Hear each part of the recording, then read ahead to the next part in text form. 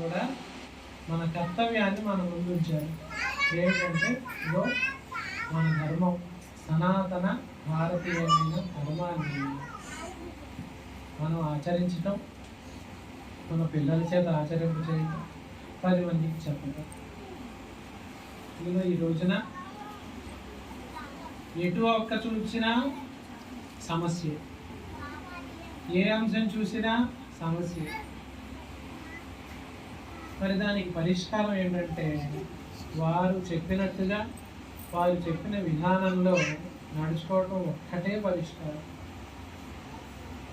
వారు చెప్తుంటారు పరిష్కారం ముందు ఇస్తాడు భగవంతుడు, సమస్య తర్వాత ఇస్తాడు.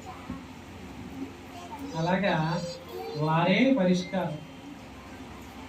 ఎన్ని సమస్యలకైనా సరే వారు ఎలా ప్రవర్తించారు, ఎలా మాట్లాడారు, ఎలా ప్రవర్తించమన్నారు, అదొక్కటే మనకి ఈ రోజునున్న ఆశా కిరణం.